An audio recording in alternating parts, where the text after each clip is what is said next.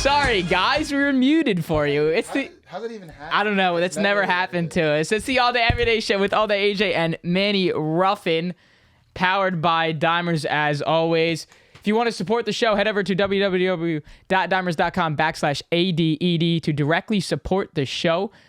Our old reliable that we're going to keep running with is BetMGM, which is bet $20 and you will win $100 in free bets. So head over to the link, scroll over, you'll see it right there. Click on that. It'll take you to BetMGM. Sign up, bet your $20, and you can win 100 in free bets. All right, so we are finally back here. We missed last week's NFL reaction show. We do apologize about that. We were on a red eye back from Los Angeles, California. So we are home.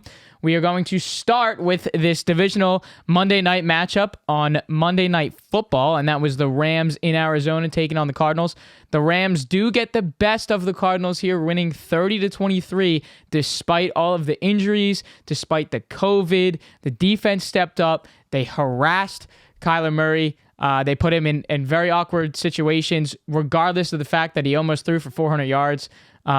But this is a great win for the Rams, a statement win for the Rams after they've honestly been, overlooked, right? They've been overlooked for a little while. Well, yeah, I mean, this is a big win for them. They dropped a couple straight. I mean, it's obvious back against the wall situation. I was actually surprised, kind of going into this game in Sunday, I'm like, all right, the Rams should probably be able to get one here. And then I see the COVID news, Jalen Ramsey and obviously Higbee, and I was surprised the line didn't move. It moved like a half a point the Cardinals' direction. So I'm like, all right, the Rams might do something here. I mean, they just came out and laid a dud. Kyler Murray didn't have his best game. You say he almost threw for 400 yards, but that's because we strictly just got dominated in the trenches. Aaron Donald was having a big game. Leonard Floyd was having a big game. Von Miller was having a big game. Like, they all stepped up. Even in my opinion, the secondary, the yards won't do the justice that Kyler Murray's yards isn't showing what really happened in this game. Young players in the secondary stepped up. They had a good plan, dominated in the trenches, and came out with a I'm also happy for AJ Green in this game too. AJ Green did ball out. Odell third straight game with a touchdown. Yep. Van Jefferson again with another touchdown. So also Cooper Kupp with a major game, and the statement that they were talking about at halftime was that Cooper Kupp has the triple crown right now, which is he's leading in passing yards, receptions, and touchdowns. He's also the first receiver in NFL history to have 100 receptions and 10 touchdowns in the first 12 games of the season. So Cooper Kupp and the Rams, are they back? We'll see, but this is a great divisional matchup and a great divisional win to move them to 9-4. We'll head to our Sunday night game. Again, another divisional matchup in Lambeau. Aaron Rodgers, I guess he still owns the Bears, as he said in their first matchup this season. The Bears head to Lambeau and lose 45-30. What a game. That was not the highlight of the game. Oh, fact. That was not the highlight of the game. We're going to clip this out for our guy, Kenny McAndrews, at Kilkenny on Twitter. $200 to win $48,000. That's the second time that he has done that when we have known him. And the first time he did it was his Trae Young Atlanta Hawks play back in, January or early February, something crazy. And he won $48,000 there, and he throws $200 on Jakeem Grant and the Chicago Bears defense to score. And obviously, Jakeem Grant scored on that deep ball, that 48-yard passing play for Justin Fields early on in the game. And then he had the 97-yard punt return, which is the first punt return in this NFL season this season. So he got that because it's a special teams bet. So $200 to win $48,000. That is the story. I don't really give a shit about this game. I had the under in this game because it's a divisional matchup, and the Packers beat the under by themselves. So very slow game at the beginning, and it just goes to show, Packers were down early, and their line to win was still minus 175. So it's just Aaron Rodgers. We own you. 4 touchdowns. I think Kenny grossed $70K off of both Jakeem Grant bets, bro. I think because he had him to score as well. Because he was plus 1,800 to score as well, bro. That's insane. That's another all-time. Guys, show some love in the comments for fucking Kenny McAndrews right now, guys. Show some love for Kenny right now, man. Big kudos, big props to the Bears. They came to Lambeau, played a really good game in my opinion. After they bounced back from all the I own you and all that bullshit, Fields up and down day with that. I mean, showed some good, showed some bad. Really made some plays with his feet as well. Aaron Rodgers is being Rodgers. I actually want to know, in the MVP debate, with Kyler Murray's performance tonight, it's just Tom Brady and Aaron Rodgers, and if so, who is it? Right. My opinion, you probably have to go with Brady right now, but Rodgers is still right there again 2 years in a row, which is crazy to me. They'll probably keep rolling. I don't see much. I mean, They were doing they Rasul, they I just stacked can't them. believe Rasul Douglas. Again, bro. Again. Because he did it against the Rams Probably week, has or 2 to be weeks the ago. best midseason pickup this year. He was in the gang green not too long ago. Right. Was not doing this. Good. I mean, hats It's off funny for hearing Sewell. his name called. Good for South Jersey. Good for Sewell. I mean, I wish he would do it in my jersey, man. Well, it was funny. The other thing too to take note of is the Bears defense was doing Aaron Rodgers discount double check. Yeah, you don't do that. And then You literally, don't do.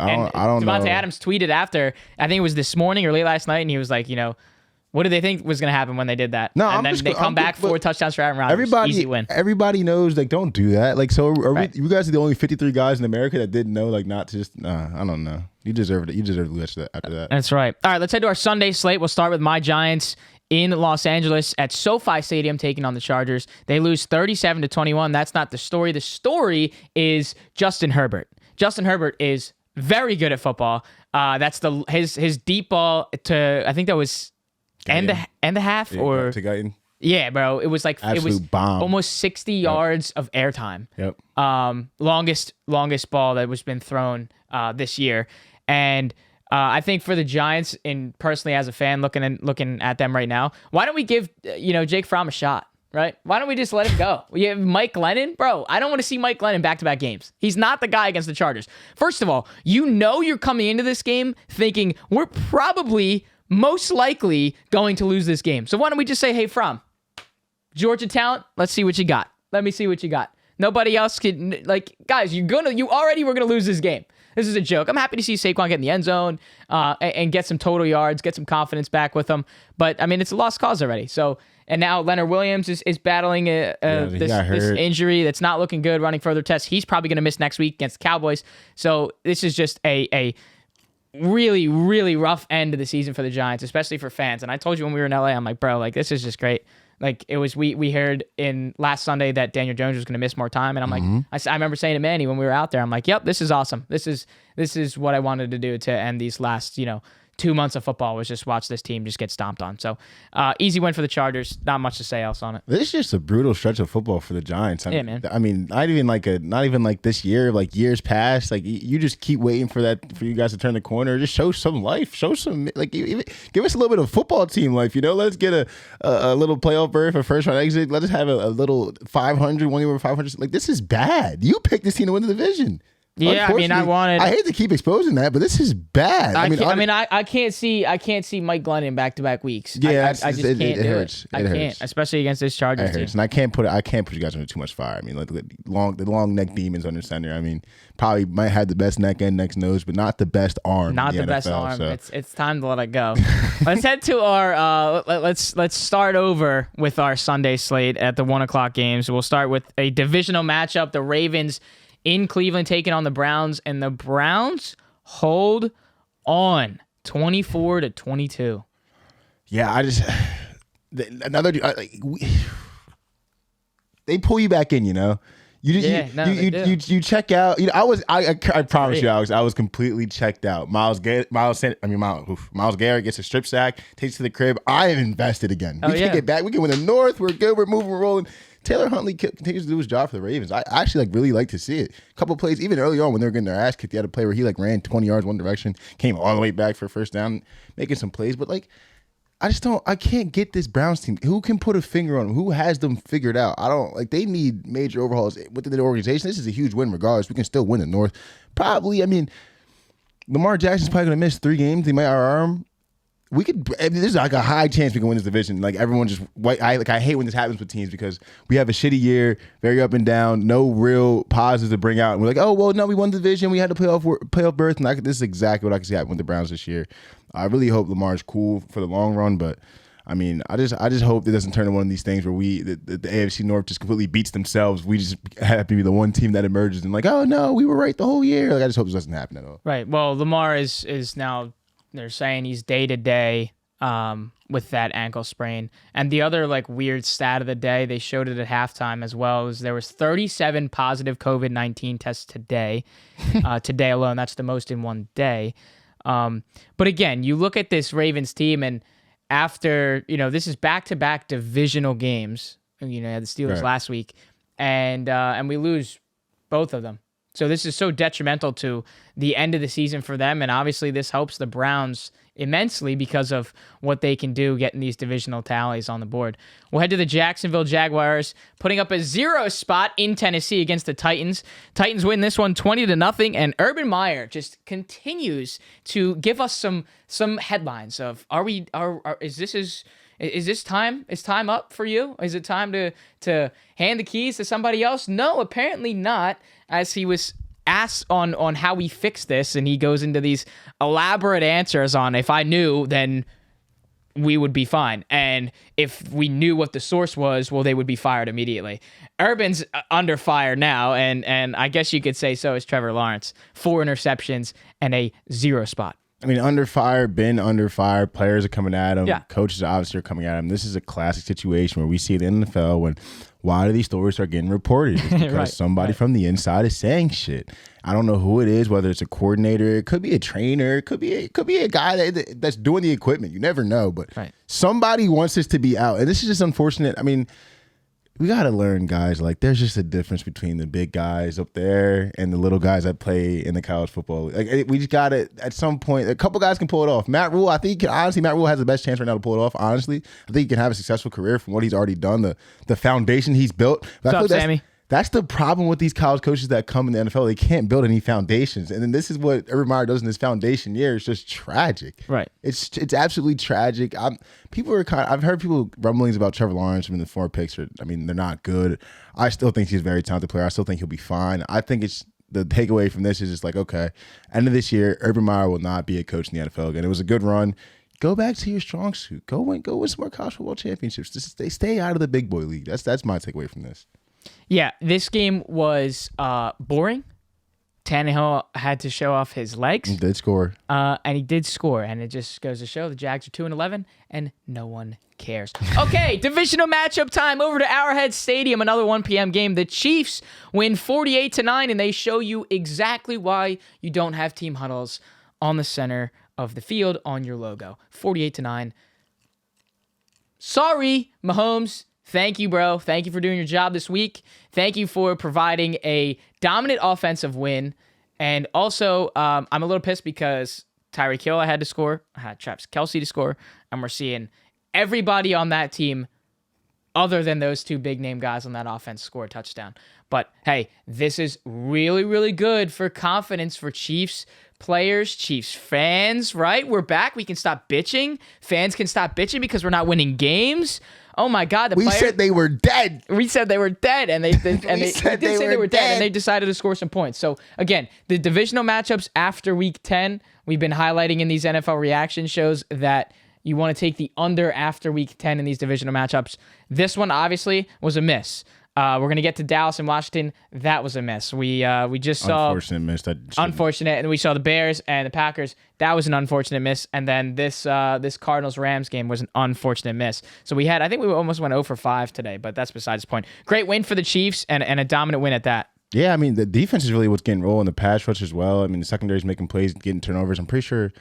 Oh my God! Don't get me wrong. I think it had 4 fumble recoveries, 3 fumble recoveries. I'm pretty sure it was and they picked off Derek Carr one time. So finally, they're getting rolling on the defensive side of the ball. And Patrick Mahomes just finally finding out, they're finally getting that identity on offense. Like, yo, I don't have to be spectacular. We don't have the best players on offense, but we still have Tyreek Hill. We still have Kelce, obviously. I mean, but I don't have to be running around the pocket, throw across the field with my eyes closed, no looks, and all this bullshit going on right here. He's just not really dinking and dunking, which is making the efficient pass, making the efficient play. Defense is stepping up as well. It seems like they're coming together as a team, like I said about the Bucs, at the perfect time, at the right time. So, I mean, another thing to keep an eye on, I mean, at the same time, who else are you really scared of and impressed with at the AFC? I heard him talking about this today. It's is it inevitable rematch between the Bucs and the Chiefs? And I don't want to see that happen just because there's other teams I want to see get in the mix. But I mean, it's almost looking like it's going to be inevitable at this point with how the other teams are playing. Do we see a Patriots Chiefs AFC Championship? We'll get into that. You can get that. I'll be fine with that. Honestly, I'd be fine with that. That would create a very possible.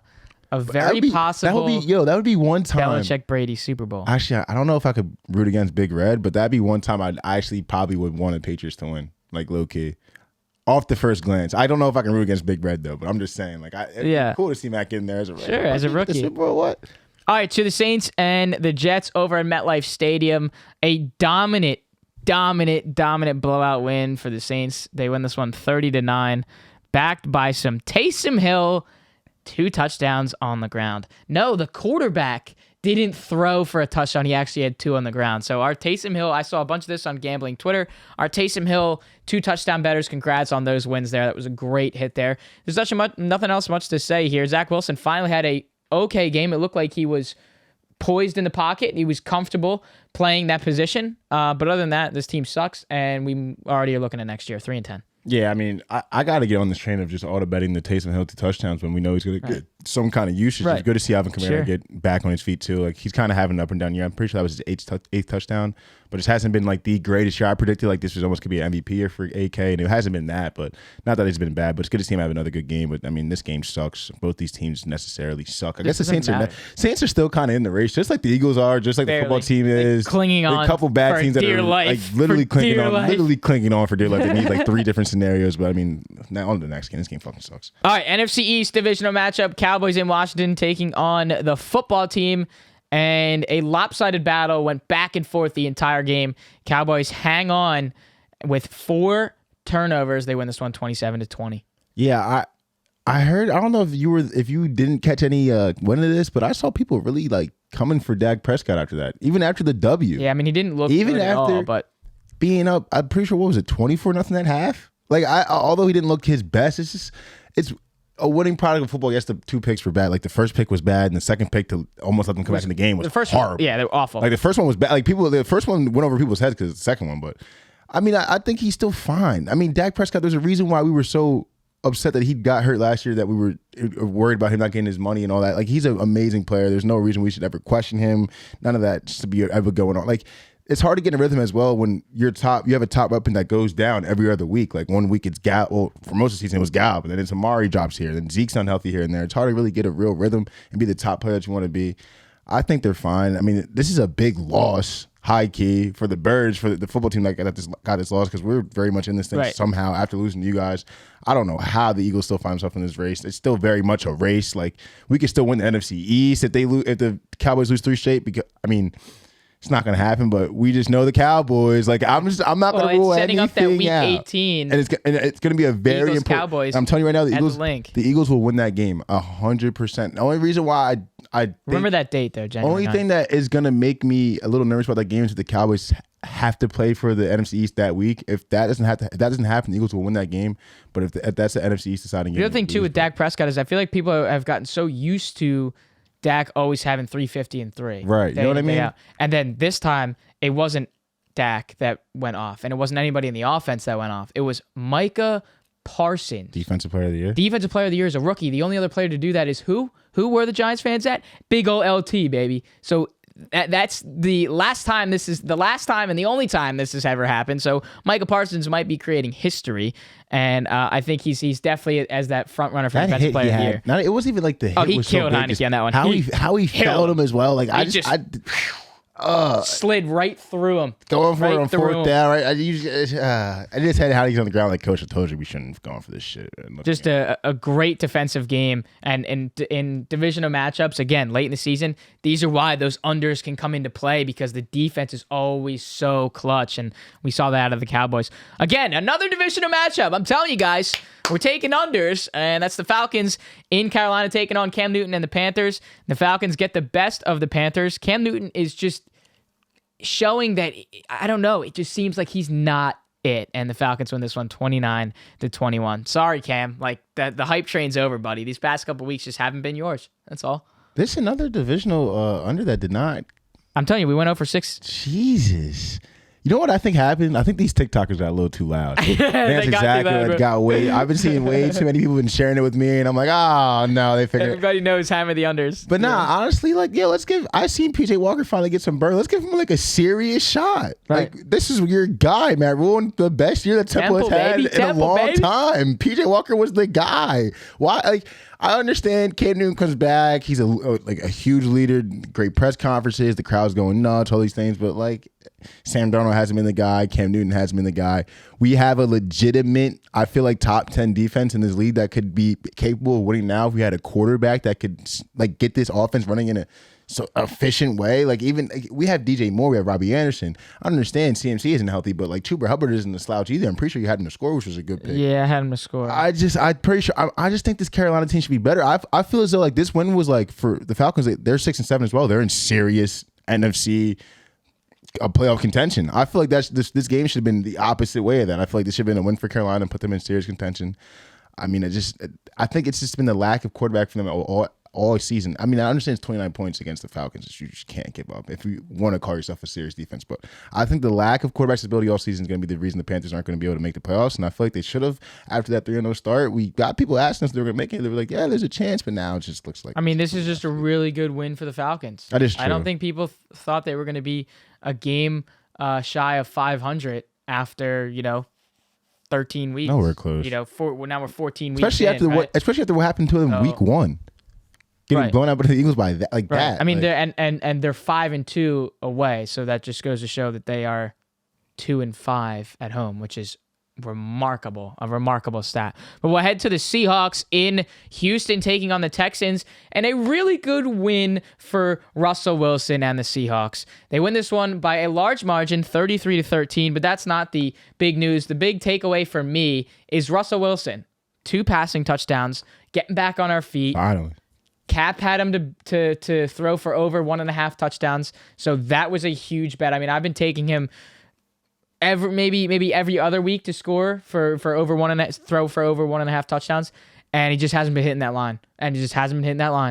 And finally, we got it this week, and this is a good win for the Seahawks. It doesn't mean anything; they're still 5-8, and like I just said, how not many people would think that the Falcons would be 6-7 after week 14. I don't think a lot of people would think that the Seahawks are going to be 5-8 after week 14. So this is an easy win. Not much to say because you knew they were going to beat the Texans, but it doesn't really matter too much. Give some credit to Russell Wilson, and doesn't matter. They're still 5-8, not doing anything. It's good. It's just good to see the Seahawks team keep competing. Just because expectations were a little bit higher, maybe like a 2 wins higher, but I think DK should have got in there. I'm pretty sure Cap had him as well, and he got a call back, which is unfortunate to see. It's good to see Tyler Lockett. Tyler Lockett still like 3 straight years of deep overs, deep posts, just straight go pattern. Like I don't when you're a corner and you're watching Tyler Lockett film, it's like the same 3 routes that we're getting beat on for touchdowns here, guys. Every time. Somebody has to lock in and get this.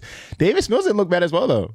Let's not. I mean, the boy had 300 yards. Let's not count him out. Yeah, and terrible year. No positives to really point to. Hey, but what except did we for like say? 1 or 2 good Davis Mills games. It's those. He's not the replacement. Right, but I'm saying it's all that was that TikTok. Yeah, I know.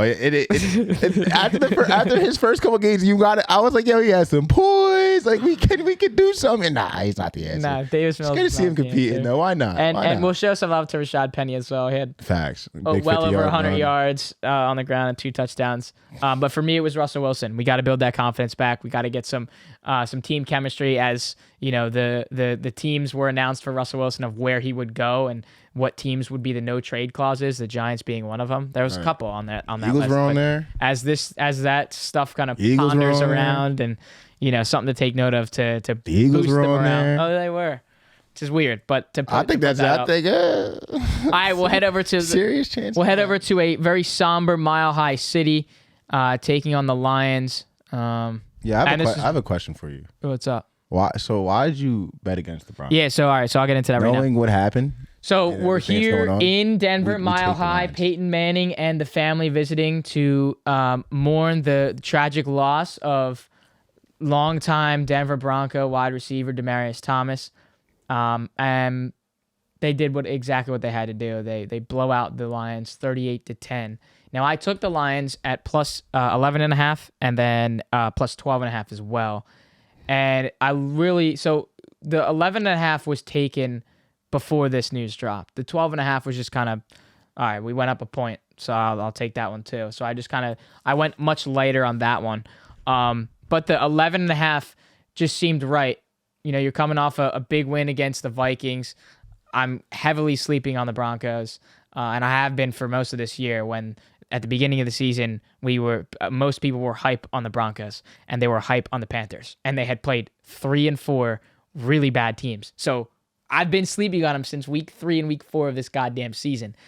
But then when you hear news of a longtime player from your organization that passes away, well, you just hammer Broncos money line, and they did just that. So it's not much else to say on that. It's a frustrating loss. I mean, it really is. Melvin Gordon carried this offense, but hey, great win for you guys. It was a statement win at home to, mourn this passing and this loss for the Broncos, and they did their job. But I'll take that loss. Yeah, there's just some things we just don't fade in the gambling community. You know what I mean? Like, I'll take that right here. But ET, what needs to happen though is like people need to understand. I took that. I had already had that bet, 3 and 4 days ago. We gotta hedge that. That's what I said. I feel true. like we got. Looking back on that, I probably should have taken Broncos money line there. But no offense. This is in the most humble. Okay. We got it. But yo, Javonte Williams and Melvin Gordon seem to be a nice little two-headed goat right there. Jesus, bro. You're and to be honest, like you said, like when we got in those talks about when these teams were 3-0, the Broncos and the Panthers, and we would get those messages, and remember we'd do the hot takes. We get the hot takes. We were more high on the Panthers than we were in the Broncos. Yeah. We were like, yo, the Broncos are complete bullshit. Like, they're not. I mean, they're not as bad as we said. Not at all, dude. Competing a lot of good teams. Very nice defense. Teddy Two Gloves does his thing. Nice running game. I mean, got to give Jerry Jeudy and Courtland Sutton some credit, and Tim Patrick and Noah Fant. Like, they have a decent football team over there. And this was a game at Mile High. This is just a bad situation for good old Dan Campbell and the boys, and it's just another L. And we got to win last week. Let's just keep riding on our positives and just try to stay a little closer in games. Look, try to get one before the season ends. Get one more. Just cover some spreads and just stay a little closer in games. That's a spread that is literally the definition of too many points. If this Demaryius Thomas news doesn't happen, I'm telling you, the Lions cover this, bro. The Lions cover this if that news doesn't drop. Sorry. And that's not meant to be disrespectful to the news at all. No. I'm just saying, bro, if that news was not there, the Lions are covering this damn spread. I saw that in the chalk. I saw that in the chalkboard. Shout out to the chalkboard. And I was just like, whoa. He's a guy. You know what I mean? And, hey, I'm going to pull my popcorn out and I'm just going to enjoy watching this one. That was a ballsy pick, my guy. It was a ballsy pick. And now we'll head to Cincinnati to the Burrow and the boys. And they host the 49ers in an overtime loss, our first of 2 overtime games this weekend. The Bengals cannot hold on. A late touchdown dot bomb from Burrow to his LSU connection, Jamar Chase, and that sets them up to head to overtime, and they do that, and we get our field goal in overtime, and it is not enough. Brandon Ayuk with a nice little pylon dive there, and they win this one in overtime. 49ers 26, and the Bengals lose, sadly at home, 23. Yeah, that guy George Kittle is just really fucking good at the game. Like, I don't understand what has changed between the first 6 to 7 weeks from till now. Like, I feel like they weren't using this much. Oh, not at all, bro. He was blocking in the beginning of the season. He was blocking. They weren't using him as a receiver. And I remember we were on Twitch streams. We were doing things that we were talking. I was saying, like, yo, George Kittle, in my opinion, is the best tight end in football. And that was just because of what he can do, blocking and receiving. And finally, we're seeing the 15-target games. I vividly remember last year he had 15 targets, I think 11 catches to like $160 and a touchdown versus the Eagles. And I was like, this is the best tight end in football. Bro. He's a tight end getting 15 targets. And he could play. He could probably play fullback, running back. He could probably bulk and play left tackle. He could probably play outside linebacker. Like, this dude's a complete football player. It's good to see Ayuk hooping around and running out there doing this thing as well. Not just Debo, not just the regular boys over there. Honestly, now that you told me that, I didn't know Lamar's status. He's day to day, so it's not as detrimental as we think. Because when that shit first happened, I'm thinking, all right, the Bengals over there, this loss isn't as bad. Like, I feel like this loss is way worse now, knowing that Lamar is only day to day. Right. If Lamar was going to be IR or whatever, what I initially thought, then that's just way worse. I think this is. Think about it though. They were through 7 weeks. They were possibly the best team in the AFC. Definitely top 2. I know that's why it's so weird about the AFC because it's bouncing around so and what much. I can't even predict. Like, I do want to get in this game, but I still with this North. Like, I can't. Who's going to come out the North? You literally can flip a coin. Like, you literally can flip a coin, look all the lines, and be like, all right, I'm going to pick the plus 300 and just. Right. Well, like for the Bengals at least is like they're 7-6 right now with this loss. If they were able to hang on and play some defense and hold them off of that touchdown, they're 8-5. Facts. And it goes back to the same point that I've been highlighting throughout this entire reaction show this week is. Not many people would have said the Bengals would have been 8-5 after 14 weeks of football, including myself. So there's still multiple positives to take away from this Bengals loss and what they can do the rest of the season. They're not out of it. Not out of it at all. Not yet. No, not even close. Not even being in the North. Not even close. Not yet. I want to know. I keep going. I really needed. Okay, so this me and a lot of people needed Joe Mixon to score. At the beginning of the season, this could have been this is our second overtime game of the week, and at the beginning of the season, this could have been our Super Bowl prediction of our matchup, and that's the Bills in Tampa taking on the Bucs.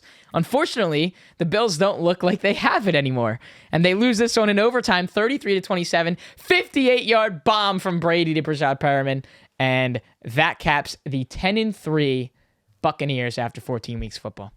Like, you seem really calm about the fact that the Chiefs put up 48 points and like Travis Kelce or Tyreek Hill didn't get in the game. Like, I mean, getting that end zone, like, it's a perfect game script for those guys. This is a perfect game for Diggs to score. I need Diggs to score bad, boys.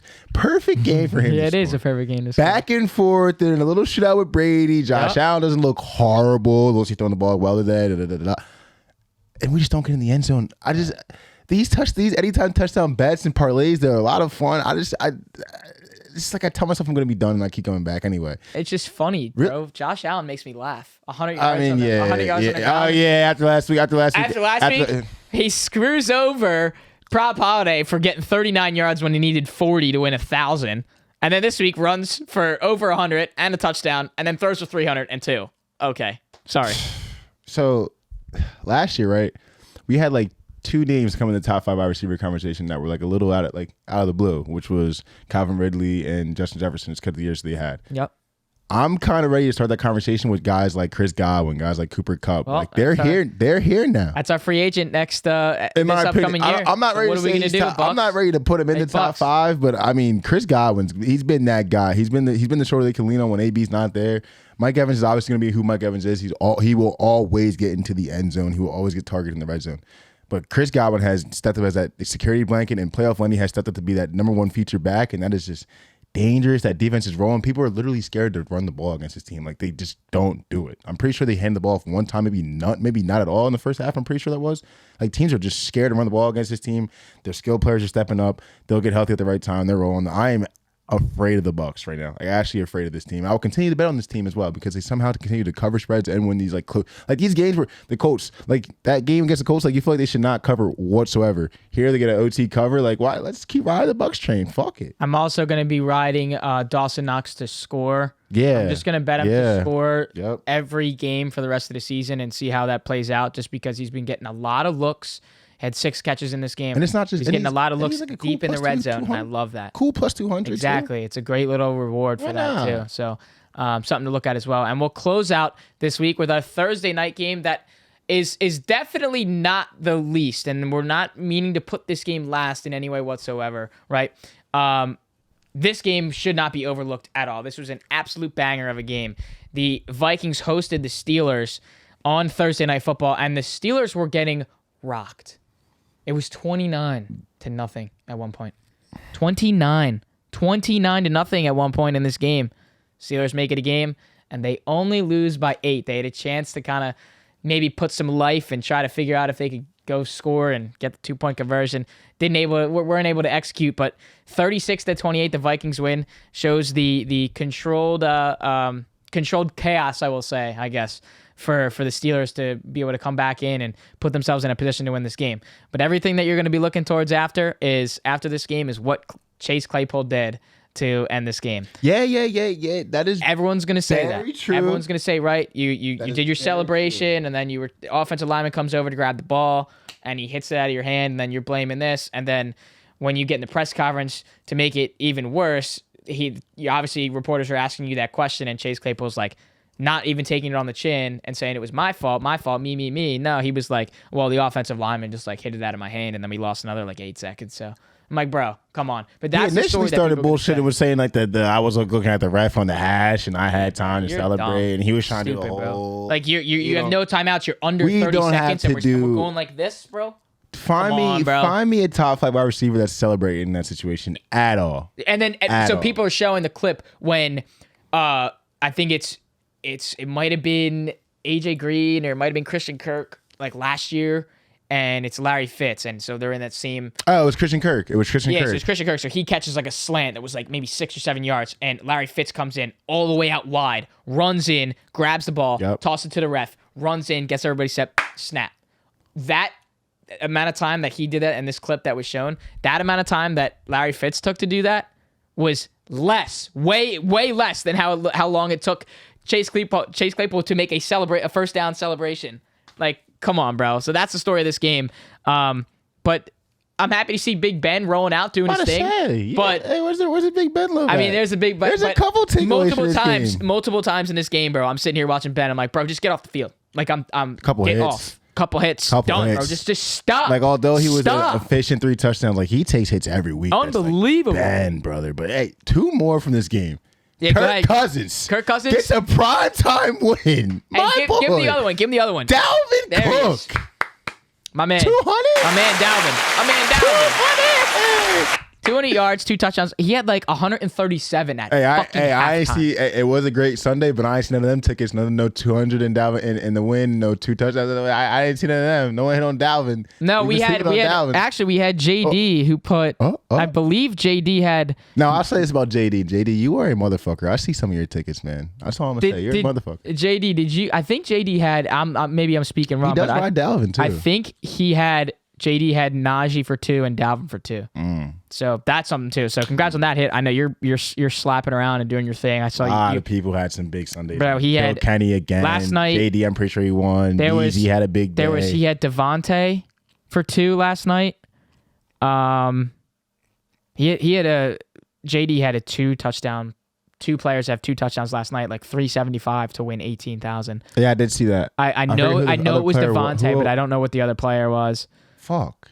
So, but the other thing about Kenny, before we wrap this up and get out of here, the other thing with Kenny is a lot of people were getting on his ass because they were like, bro, so you got him at plus 1,800 to score once. You should have just taken him twice because he had the punt return and he had the long deep ball. And his reasoning for this was he's been getting a lot of looks. And last week, he had a big, long touchdown. And he literally, like, Kenny broke it down to a T and he literally called it. Because what was that first touchdown? It was a 48-yard bomb to have Chicago score first and go up and take the lead early. And that was what he laid out. I mean, blueprint for blueprint right there. So, guys, we don't get paid to say this shit, but if you want to make money, at Kilkenny on Twitter and get into the Mooney Gang before he closes this off. We don't get paid to say that shit. He did close it off. So, sorry, guys, if you're missing out on that stuff. I mean, we're 13 weeks into this thing. We're 13 weeks, guys. You got to know to get into this stuff. 2 touchdown hits. We hit it twice. We're talking to Jerry tomorrow and just the stuff that he sends out on his Twitter. Like, there's so many. I love what he did on Sunday. We got to talk about him because he had Isaac play today. We got a lot to talk about with him today. But that's our NFL Week 14 reactions. Finally, we're back in here doing this. Sorry we missed 1 week. We'll be back again doing this every single Monday to close out this season. If you want to check us out on our Twitter page, head over to @8080 podcast for all updates on everything that's going on. We have some cool content going on there as well. Stats, polls, questions, all that kind of stuff. And you can hit us up on there as well. We got the DMs open, emails and stuff are on there. Link trees are on there. Chalkboard's on there. Do your thing, guys. Facts. Instagram as well, @8080pod. And TikTok, the All Day Everyday Show. You guys should know that by now. We're snipping out a bunch of different clips from what are said in shows, what happened in vlogs. So if you're not watching all these through, check the TikTok, check the Instagram, check the Twitter. Facebook page is simply the name of the show, as always. And if you are listening on Apple Podcasts, scroll down to the bottom. There's a couple stars that you can rate there. Fill in that 5, write a little description, hit that send button. We love it. Talk about the YouTube, and it's time to go to bed. Did make it to the end. Appreciate you guys so much. Whoever did make it to the very end of this video, please make sure you like, comment, subscribe, hit the notification bell. Make sure you look out for our content coming every week. As always, is the All Day Everyday Shows. Grinding and signing off, boys. Let's go. Grinding and signing off. We have Jerry next week, guys. I'm super excited. You've been listening to the All Day Everyday Show with All Day AJ and Manny Ruffin. Sorry we were muted at the beginning. My name is Alex Jacobs, but you can call me All Day AJ. See you with Jerry. Hey, that didn't affect YouTube guys. YouTube guys wasn't muted.